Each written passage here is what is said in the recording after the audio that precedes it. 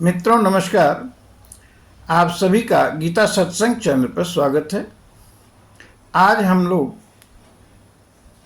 जिस विषय पर चर्चा करेंगे वह है मुचकुंद पर कृपा। मित्रों, हम इस प्रकरण में प्रभु श्री कृष्ण की कालीवन वध और मुचकुंद पर कैसे कृपा की इस पर प्रकाश डालेंगे। आप सभी सुधीजन कृपया इसका लाभ लें, आनंद लें।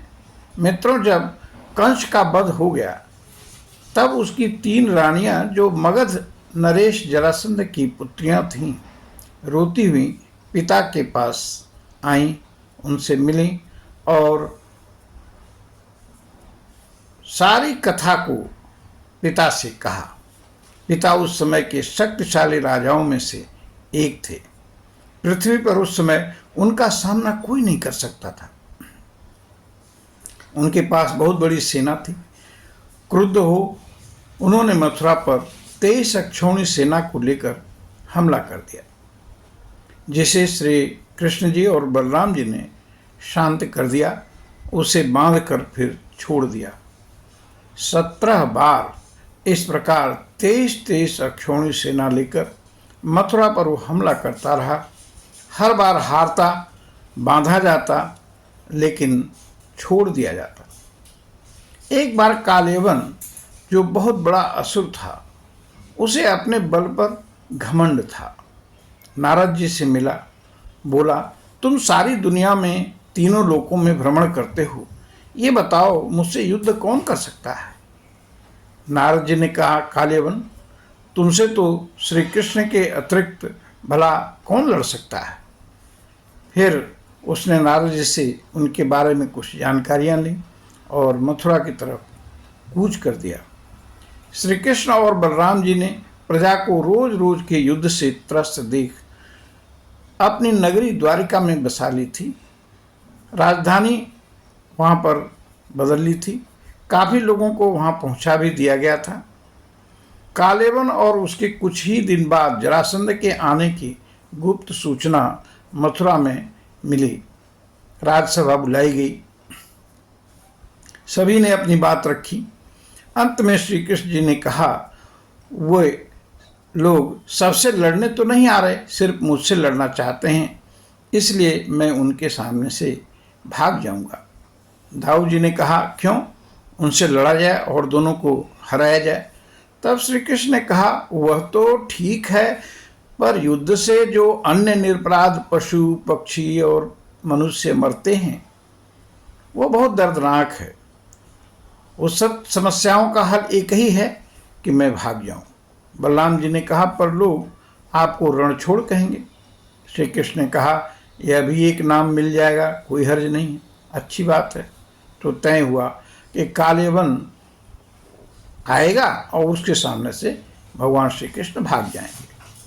भगवान उस समय मथुरा के मुख्य द्वार से निकले। जब कालेवन आया, वे कैसे दिखे कालेवन को, तो सुखदेव जी कहते हैं, तम विलोक्य विनिष्क्रांतम मुज्जेहानमिवोडुपम दर्शनीय तमम श्यामम पीतकौशेय वाससम। जब ये द्वार से निकले तब ऐसा जान पड़ा कि पूर्व दिशा में चंद्रोदय हो रहा है। शरीर श्याम था, उस पर पीतांबर था, गले में कौस्तुभमणि, छाती पर श्रीवत्स का चिन्ह और वैजयंती की माला से सारा क्षेत्र सुगंधित हो रहा था। सर पर मोर मुकुट, कानों में कुंडल, कमल के समान रत्नारे नेत्र, स्मित हास्य के से युक्त मुख कमल, भुजाएं विशाल, सिंह स्कंद, पूर्ण निर्भय परिणत थे। श्री वासुदेव को देख कालेवन के तो होश ही उड़ गए। एकटक निहारने लगा। नारद जी ने के द्वारा बताए गए सारे चिन्ह मिल रहे थे। थोड़ी देर में होश में आया। बोला, क्या तुम ही वासुदेव हो। हंसते हुए ठाकुर जी ने सर हिलाया और बोले, हाँ, मुझे ही वासुदेव कहते हैं। कालेवन ने कहा, जानते हो, मैं तुमसे युद्ध करने आया हूँ। सुना है तुमने कंस को मार डाला, चाणूर मुष्टिक को भी, और भी न जाने कितने असुरों को तो उन्हें मौत के घाट उतार दिया। आओ आज मुझसे लड़ो। श्री कृष्ण ने कहा, मैं तो निहत्था आया हूँ, लड़ना ही है तो आओ मल्ल युद्ध करते हैं। उसने कहा ठीक है, और सेना को छोड़ भिड़ने के लिए आ गया। उसे देख प्रभु भाग चले। वे कहता, क्यों भाग रहे हो, ठहरो, युद्ध करो। पर मुस्कुराते हुए श्री कृष्ण जी ने कहा, थोड़ा दौड़ लेने से शरीर गर्म हो जाएगा तो युद्ध का मजा कुछ और ही होगा। भला असुर नारायण को कैसे पकड़ पाता, जैसे बड़े बड़े मुनि भी नहीं पकड़ पाए। भागते भागते वे एक गुफा में प्रवेश कर गए। वहीं मुचकुंद जी सो रहे थे। मुचकुंद जी एक क्षाकवंशी राजा थे। इंद्र को असुरों से विजय दिलाई थी। तब उन्होंने कहा कि इंद्र, तुम मुझे कोई ऐसा स्थान बताओ जहां मुझे कोई जगा न सके। मैं सोना चाहता हूँ, बहुत थक गया हूँ। इंद्र ने कहा, राजन, आप इस गुफा में सोइए। इसको मुचकुंद गुफा कही जाएगी। अगर कोई भी आपको जगा देगा तो आप देखते ही वह भस्म हो जाएगा। श्री कृष्ण जी ने मुचकुंद के शरीर पर पीताम्बर डाला और बगल में ही छुप गए।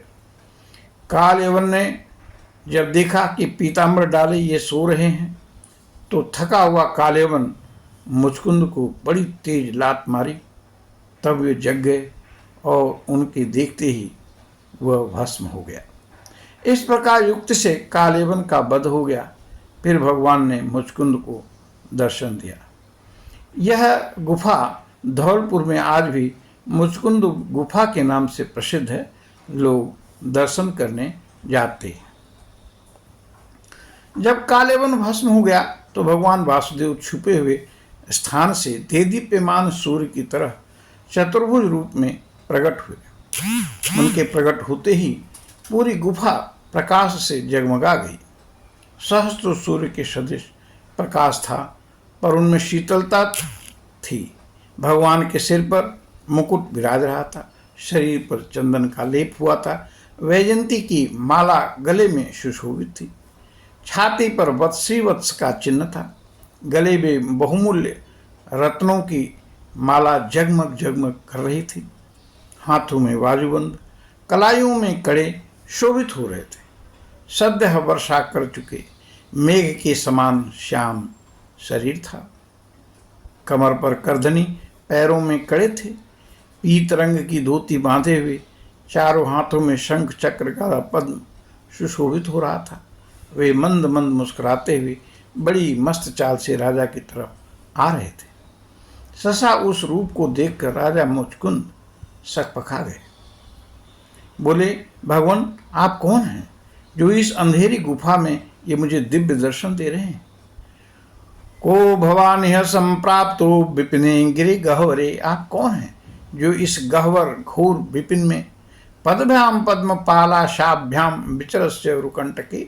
आप इस कांटों से भरे वन में कमल के समान पैरों से इस गुफा में पधारने का आपका क्या प्रयोजन है?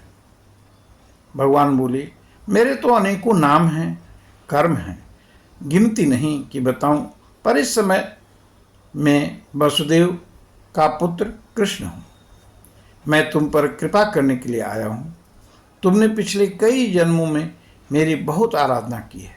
तुम्हारी इच्छा थी कि चतुर्भुज रूप में देखूं, इसीलिए मैं यहाँ आया हूँ। भगवान ने कहा, राजन, तुम जो चाहो वो मांग लो, मेरे लिए कुछ भी अदेय नहीं है। वरान वृणीश्वर राजर्षि। राजा, तुम वर मांगो, सर्वान कामान ददामि ते।